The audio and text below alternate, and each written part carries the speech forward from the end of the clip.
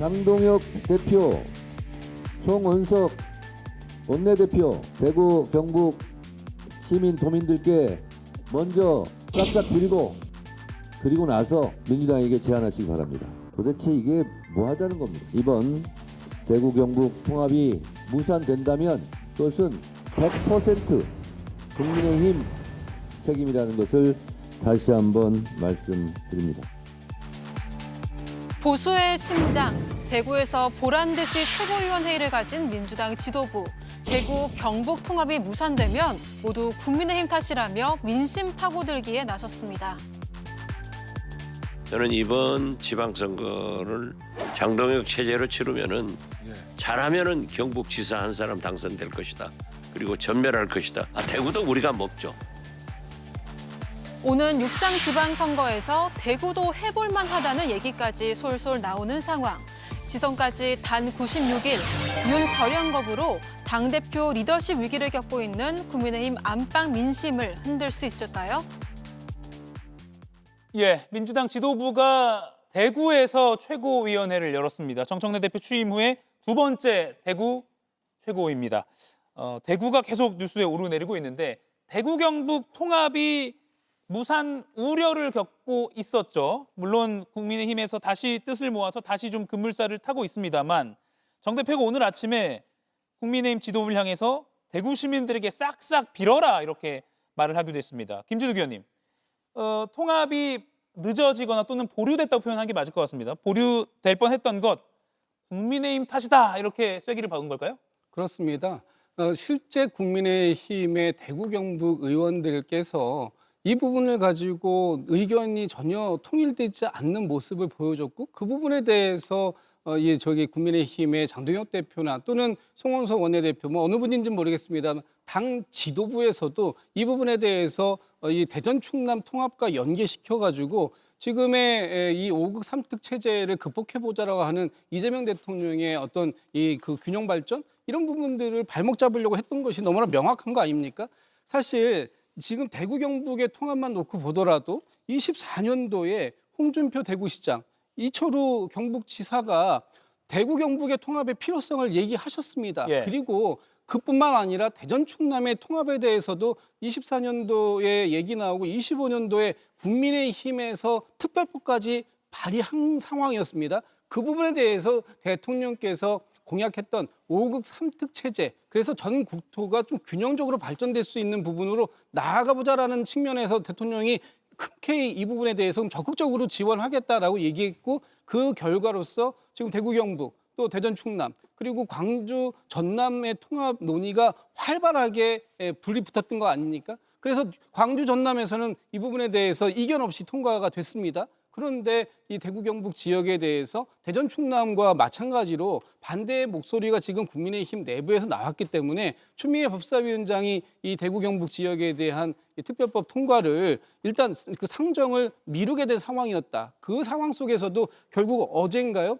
국민의힘의 대구 경북 의원들께서 투표까지 가는 상황을 통해 가지고 결국 다시 대구 경북의 통합을 추진하겠다라고 입장을 180도 또 바꾸신 거 아닙니까? 예. 그렇다면 이 과정들이 민주당의 책임이다라고 할 것이 아니라 대구 경북 지역의 정치를 국민들의 이 여론을 총괄적으로 책임지고 있다고 하는 그 의원들 그리고 당의 지도부가 이 혼란을 가져온 부분에 대해서 책임을 져야 될 것이고 여기에서 지방선거의 유불리만 따져봤던 건 아닌가라는 그런 반성이 반드시 들어가야 된다라는 생각입니다. 예, 지금 언급한 것처럼 국민의힘 의원들이 좀 뭐 지지부진하다가 갑자기 또 그래 통합하자로 급선회가 된 것 같습니다. 이러다가는 정말 TK 민심 돌아서겠다 이런 위기의식 때문일까요? 그렇죠. 실질적으로 한 여론조사에서 예. TK의 민심이 정당 지도조가 이제 급기야 동률까지 갔지 않았습니까? 한때는 2.5배, 3배까지 국민의힘이 앞섰던 지역입니다. 그야말로 보수의 심장이라고도 불리는데요. 지금과 같은 상황에서는 지금 대구의 의원이 13분입니다. 그림이 경북 12분으로 제가 알고 있고요. 다 합해서 25분인데 이분들의 이해관계가 조금씩 다릅니다. 경북도 북부와 남부의 차이가 있고요. 그래서 지금까지는 솔직히 수수방관한 측면이 있지요. 마치 당내 문제 현안에 대해서 그렇게 적극적으로 의견 개진을 안 했던 분들이 이제 TK 민심이 바로 급기야 여기까지 가고 전남 광주가 통과가 되면서 20조 원의 그야말로 예산 폭탄이 떨어진 게 기정사실화된 그것을 계기로 우리가 지금 의원들 뭐 하는 거냐, 옆쪽 동네는 20조가 간다는데 라고 하는 자발적인 어떤 반대 목소리가 있었습니다. 그래서 어제 다수결로 통과가 된 상태인데요. 상당히 그렇습니다. 당내 현안 문제에 대해서는 그렇게 의견 개진을 무기력하게 있다가 저렇게 본인의 어떤 그 미래 이해관계에 따라서는 적극적으로 저렇게 회동을 하고 투표도 하고 하는 두 가지 모습을 보면서 당 안팎에서는 좀 씁쓸한 모습이 있다. 그래서 TK 중심의 정당이라는 것은 이번 기회에 반드시 변묘할 필요가 있다. 개혁할 필요가 있다. 이런 지적도 나오고 있는 현상입니다. 예, TK 민심을 가지고 여야가 함께 계속해서 공수를 주고받는 그런 모양새입니다. 다음으로 이재명 대통령 지지율을 좀 짚어보겠습니다. 어제 나온 MBS 여론조사 결과에서요, 67%로 취임 후 최고치를 기록했고요. 오늘 발표된 한국갤럽 여론조사에서도 긍정평가가 64%로 높은 지지율을 보였습니다. 요건 송영훈, 조윤삼 두 위원께 여쭐게요. 아무래도 부동산 대책 고강도로 계속 압박하고 있는 것, 그리고 조금 효과가 나타나고 있는 것, 그리고 또 주식시장, 이게 가장 큰 원동력이라고 할 수 있을 것 같습니다. 그래서 위원님? 예, 그렇다고 할 수가 있죠. 이재명 대통령 스스로 SNS를 통해서 본인의 그런 정책 방향성에 대해서 선명하게 국민들과 직접 소통하고 있지 않겠습니까? 그렇기 때문에 그러한 메시지가 직접적으로 부동산 시장에 개입이 되고 있는 상황이기도 합니다. 그렇기 때문에 부동산 시장 안정화에 대한 그런 분위기가 이어지고 있는 것이고요. 그러한 추이가 보여지고 있기도 하죠. 부동산 매물이 지금 쏟아지고 있습니다. 부동산 가격도 안정화되고 있는 그런 모습을 보여주고 있기 때문에 그와 같은 내용들이 아마 이번 국정 지지율, 이재명 대통령에 대한 지지율 그런 추이로 보여지는 게 아닌가 하는 생각이 드는 것이고요. 예. 저는 이재명 대통령이 이번 코스피 6천 지수 돌파뿐만 아니라 부동산 시장 안정화까지 그런 성공적인 결과를 이뤄낸다고 한다면 저는 이번 지지율 추이가 여기서 그치지 않고 더욱더 상향 추이로 돌아설 가능성이 더욱더 높다라는 말씀도 드리고 싶고요. 여기에 대해서 국민의힘이 제대로 된 그런 대안 정당으로서 모습을 보여주지 못하는 부분도 아마 많은 국민들이 실망하는 부분, 중도 보수층마저 이재명 대통령을 지지하는 그런 분위기로 갈 수밖에 없는 그런 상황이 아닌가 싶습니다. 예, 송영훈 의원님. 사실 저런 상황이 초래된 데는 야당도 돌아봐야 될 점이 있다고 생각합니다. 왜냐하면 대통령의 국정 지지율이라고 하는 것도 절대평가적인 요소만 있는 게 아니라 상대평가도 있거든요. 예. 모든 정책에는 빛과 그림자가 있고 대통령의 SNS도 그 이면을 보면 사실 짚어봐야 될 부분들이 대단히 많습니다. 예컨대 부동산 SNS를 통해서 연일 다주택자들을 공격해 왔습니다마는 그 이면에는 5월 9일 이후에는 그러면은 다주택자들의 매물 출하가 중단된 이후에 공급이 어떻게 될 것이냐, 특히 안정적인 부동산 공급 대책이 있느냐, 이 부분에 대한 공백이 분명히 존재하거든요. 그런데 국민의힘이 지금 그런 부분에 대해서 아무리 비판하는 목소리를 내도 국민들께 잘 전달이 되지 않고 마음에 와닿지가 않습니다. 왜? 비상계엄과 절연하고 국민들께 진정성 있게 반성하는 모습을 보여드리지 못했기 때문입니다. 이건 비유하면 뭐와 비슷하냐면 배우자가 아무리 돈을 잘 벌어와도 집안에서 아내를 때리면 그걸 같이 살 수 있습니까? 그것과 비슷한 겁니다. 그러니까 비상계엄과 절연하지 못한다고 하는 것은 아무리 경제나 안보 면에서 야당이 훌륭한 대안을 갖고 있다고 하더라도 일단 같이 살기 어려운 결격사유 같은 거예요. 여기서 벗어나야 정부 여당을 향한 비판 메시지도 제대로 힘을 받을 수 있습니다. 지금 그러지 못하고 있는 환경이기 때문에 그 환경에 힘입어서 대통령의 독주가 진행되고 있다. 저는 이렇게 분석을 하고 그렇기 때문에 야당이 빨리 제자리를 찾는 것이 급선무다라는 말씀을 드립니다. 예. 독주라고 표현하셨는데 그 독주를 가능케 한 게 또 지금 힘을 못 쓰는 내용을 겪고 있는 국민의힘이다. 이런 말씀으로 이해가 됩니다. 그리고요, 저희 방송 전에 이런 속보가 들어왔습니다. 청와대가 밝혔는데요.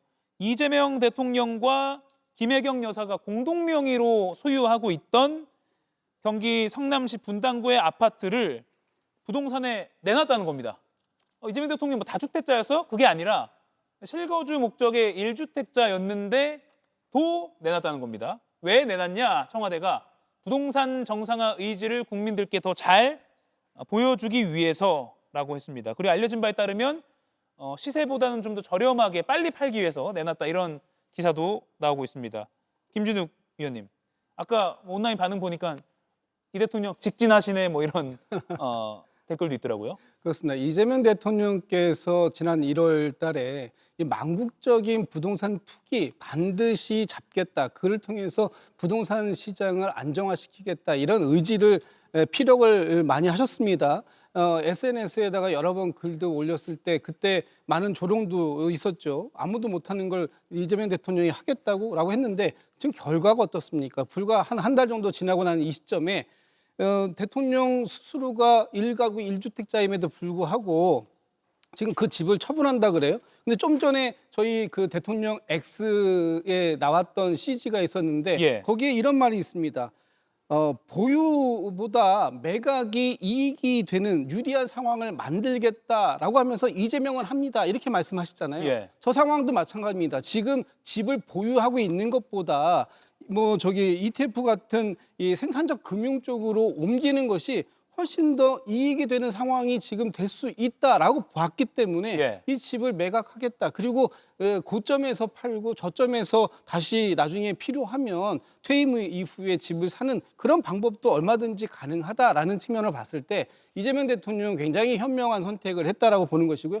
대통령이 국정의 최고 책임자입니다. 최고 책임자인 대통령도 1가구 1주택자임에도 불구하고 그 부분에 대해서 솔선수범해라라고 하니까 지금 뭐 여기 패널 중에도 그렇게 요구하셨던 패널도 있었어요. 예. 하시지 않습니까? 그렇다면 이것이 시장에게 주는 메시지는 너무나 명확하다. 앞으로 이 부동산과 관련해서 이 불로소득을 얻는 사람들은 있을 수 없게 만들겠다라는 이재명 대통령의 강력한 의지 예. 오늘 저는 다시 한번 천명한 것이다라고 봅니다. 저희 방송을 보고 혹시 행동에 옮겼을 가능성 뭐 있으시죠? 그럴 그런 가능성도 걸로 있으시죠. 하시죠. 알겠습니다. 김동훈 의원님, 대통령이 김혜경 여사 공동 소유했던 거 팔아버렸습니다. 1주택자였는데도요. 예, 저는 잘했다고 봅니다. 예.